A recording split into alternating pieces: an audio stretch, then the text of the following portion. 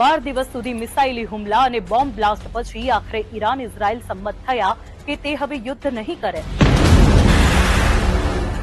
24 જૂનની સવારે અમેરિકી રાષ્ટ્રપતિ ડોનાલ્ડ ટ્રમ્પે ઈરાન ઇઝરાયલ વચ્ચે યુદ્ધ વિરામની જાહેરાત કરી. થોડા સમય પછી ઇઝરાયેલે દાવો કર્યો કે ઈરાને તેના પર હુમલો કર્યો. જોકે ઈરાને આ વાતનો ઇનકાર કર્યો અને બપોર સુધીમાં બંને દેશો યુદ્ધ વિરામ માટે સંમત થયા. નમસ્કાર, હું ધ્રુવી.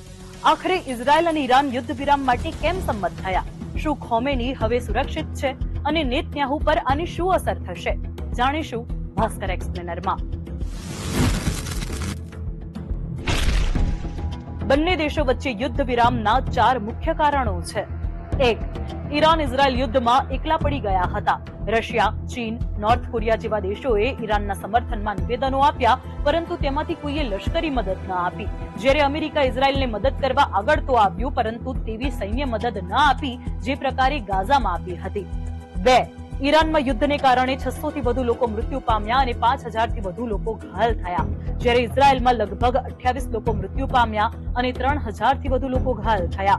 ઇઝરાયલના તેલ અવીવ, બિરશેબા અને હૈફા સહિત ઘણા શહેરો પર હુમલા થયા. ઈરાનની નતાન્સ, ફોર્ડો અને ઇસ્ફહાન ન્યુક્લિયર લેબોરેટરી પર હુમલો થયો. ઈરાની શહેરોને પણ નિશાન બનાવવામાં આવ્યા અને ઘણા લશ્કરી અધિકારીઓ પણ માર્યા ગયા. 3. યુદ્ધ વિરામની જાહેરાત પછી નેતન્યાહુ અને ઇઝરાયેલી સેનાએ એક નિવેદન બહાર પાડીને કહ્યું કે ઈરાન પર હુમલો કરવાનો હેતુ પૂર્ણ થઈ ગયો છે. અમારે ફક્ત ઈરાનને પરમાણુ શસ્ત્રો બનાવતા અટકાવવાનું હતું. 4.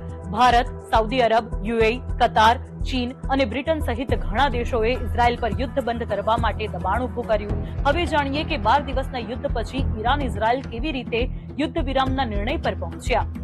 સીએનએને વ્હાઇટ હાઉસના એક સિનિયર અધિકારીના હવાલા સાથે લખ્યું કે 23 જૂને ટ્રમ્પે અચાનક કહ્યું, આખો વિડિયો જોવા માટે ડાઉનલોડ કરો દિવ્ય ભાસ્કર એપ.